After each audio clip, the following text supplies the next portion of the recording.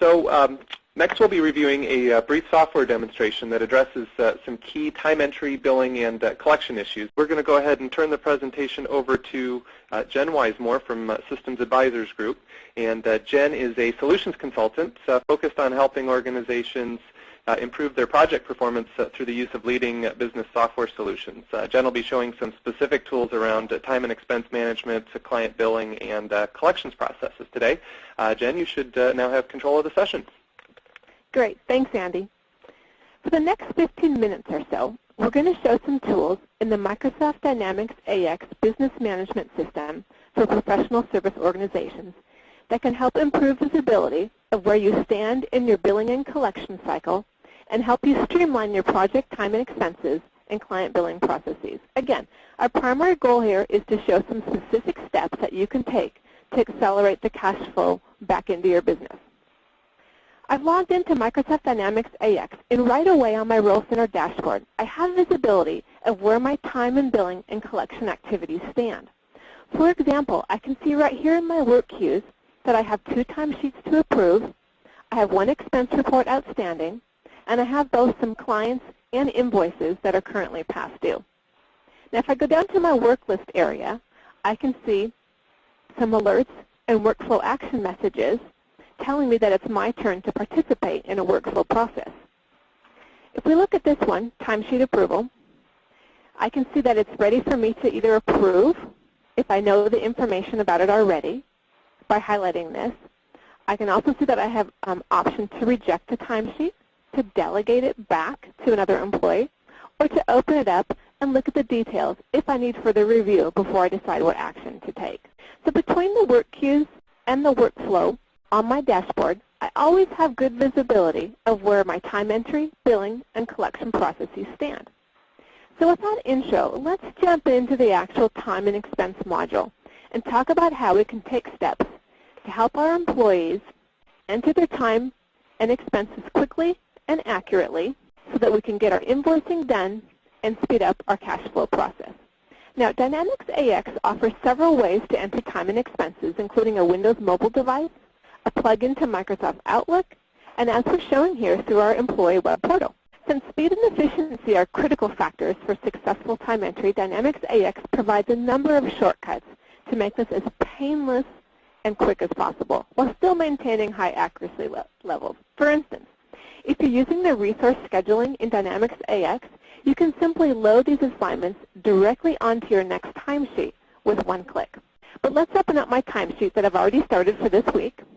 Here you can see a very intuitive browser-based timesheet. My weekly totals are summarized at the top, and the line section shows the project activity for the week.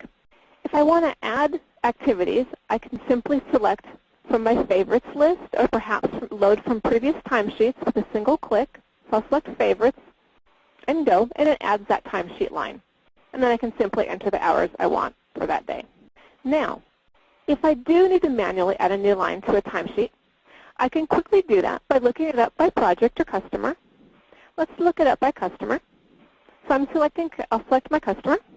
Now, while I'm doing this selection, I have auto filtering enabled so that I only see the projects and codes that I'm allowed to use on my timesheet. So that really speeds up how quickly I can search and find, and my accuracy as well.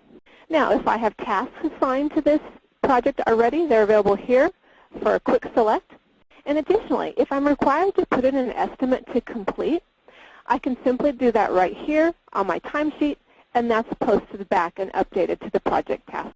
So once my time is entered, I can simply click the Submit button, add any additional comments to the approver, and my timesheet is forwarded to the appropriate person for approval. So these are some tools and shortcuts that can make time entry less painful so that you can improve timesheet compliance and get your billing done faster. Let's move on to timesheet approval. After timesheets are entered, they can be run through an approval process so that 1 or more people can approve them before they're forwarded on to accounting for billing. The more efficient we can be in getting these timesheets approved, the faster we can get our billing done and cash back in. Here I am in my timesheet approval queue. I can see all the timesheets that have been entered by my employees or the projects where I'm set up as an approver. I'm notified when timesheets hit my queue for approval via a pop-up alert, email notification, or on my work list that we looked at earlier.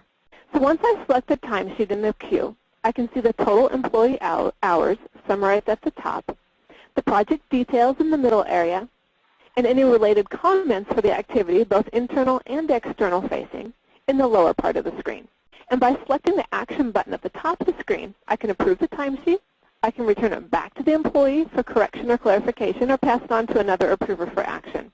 Approvals can be set up at the individual project line level or the entire timesheet, like I've done here. So in summary, your timesheet approval process doesn't need to be a bottleneck in efficiently getting project time through to billing. With Dynamics AX, both time entry and approval can be a streamlined process. Now let's look at project expenses. These can be a little bit more difficult to manage. There's so many different variations for each type of expense, often a need to attach receipts, and many other nuances.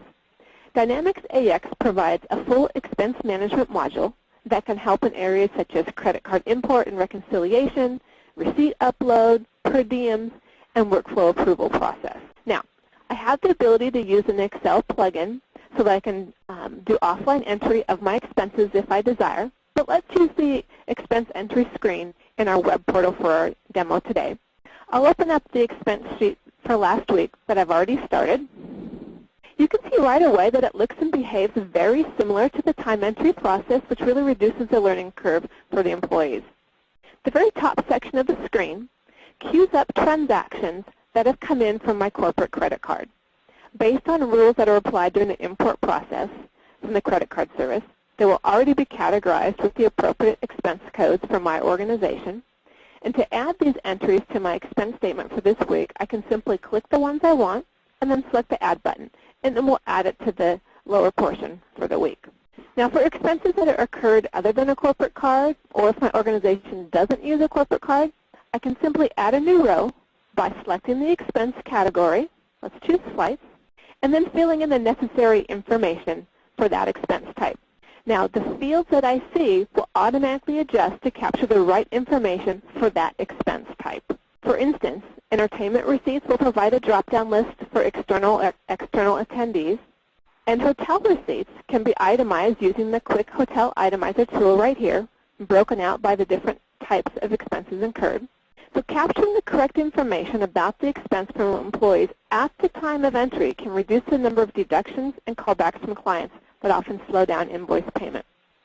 Another bottleneck in expense management is validating and enforcing expense policies like hotel and airfare caps, receipt requirements, per diem limits, sales tax or VAT handling.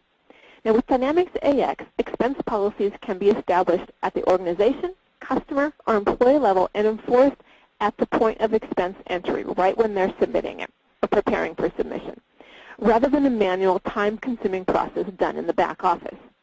Here's an example of an expense policy that's been set up, limiting hotel costs to just $300 a night. So these are some tools that can help employees get their time and expenses entered electronically forward into the workflow process, and then sent on to accounting for invoicing.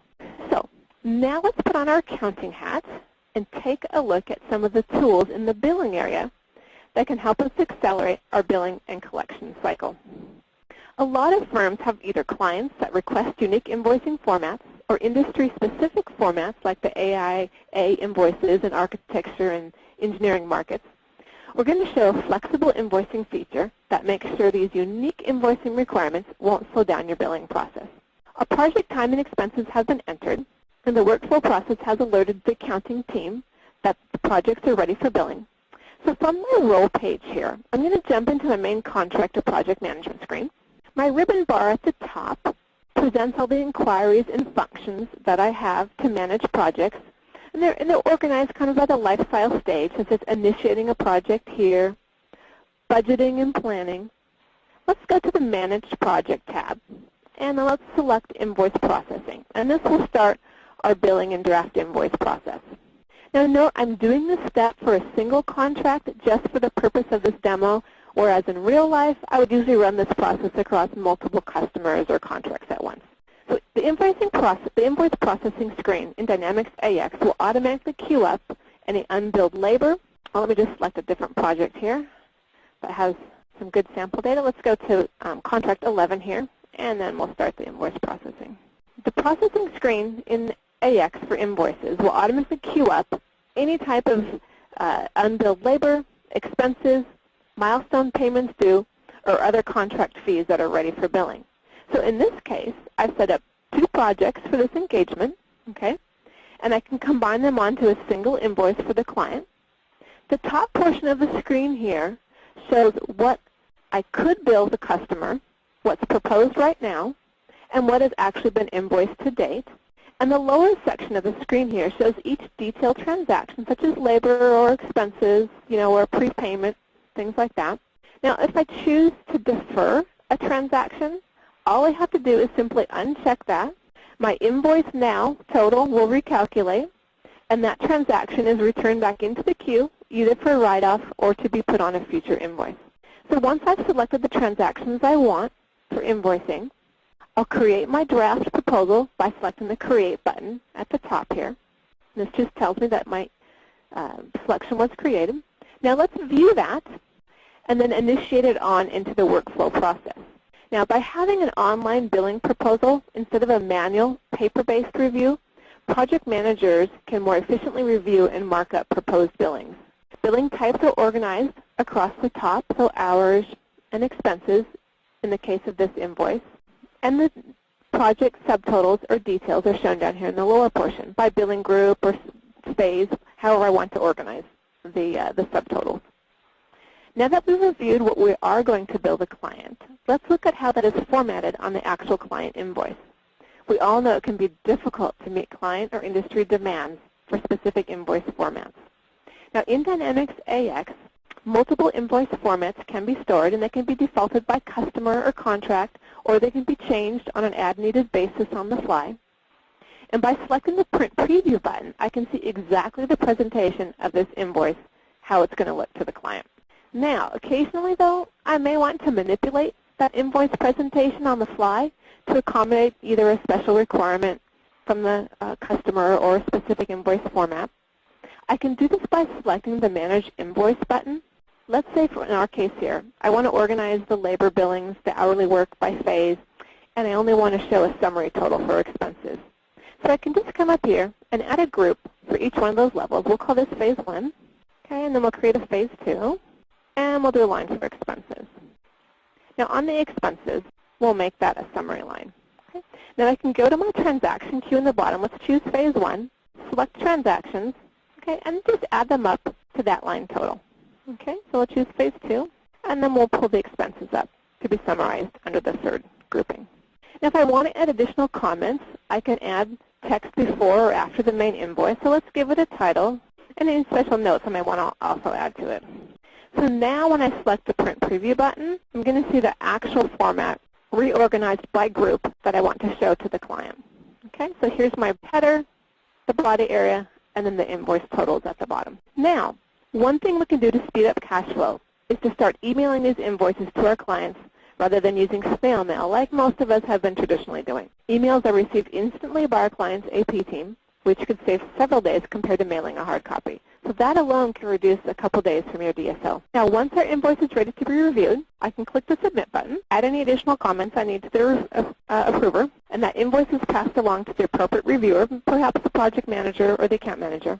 And this ensures they'll be accurate before they're sent off to the client. This way we can avoid having to deal with any adjustments or corrections after the client receives the invoice, further delaying their payment or extending the DSO. If appropriate, the draft could even be sent to the client, as Dave mentioned, for their review prior to invoicing. Once approved, the draft will be automatically posted, completing the final invoicing step. So those are some ways that we can try and make our invoicing process as efficient as possible so that you can get your invoices out the door quickly and accurately and get your cash back in as fast as possible. So now that we have our invoice out to the client, let's finish up by looking at our AR and collections picture and some key metrics that tell us how we're performing in our time and billing and collection processes.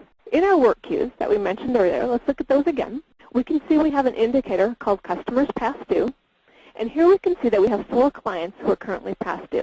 If I want to be proactive from a collection standpoint, I can drill down and see specifically which clients are past due with just a single click. Let's select Renton Airport, and I'm going to go to the Invoice tab, and using the Balance button right here, I can drill right into their balance and quickly see my overall exposure Or I can look at it in an aging view, both in a table format or graphically.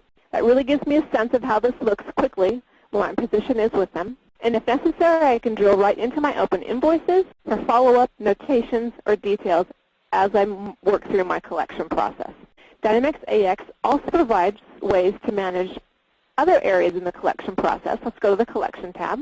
I can manage collection and dunning letters, assess and manage interest assessment, as well as produce and regenerate customer statements. So those are some features to help track who owes you money so that you can proactively manage your collections process and accelerate your cash coming back in. Finally, let's take a look at some key performance indicators that we might want to have on our dashboard so that we can monitor how the overall organization is performing in our billing and collection cycle. So here in our KPI section at the top, we're displaying some key time and billing metrics, including our days sales outstanding, or DSO, so that we always know how we actually are collecting.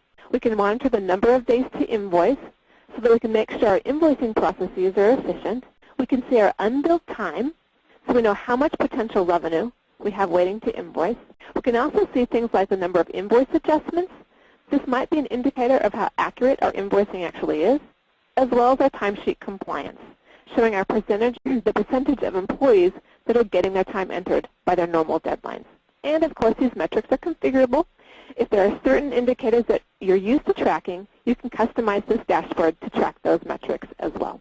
So that concludes our demonstration today. To recap, we started by showing the time and expense entry and the approval process, with a focus on ways to maximize timesheet compliance and accuracy levels.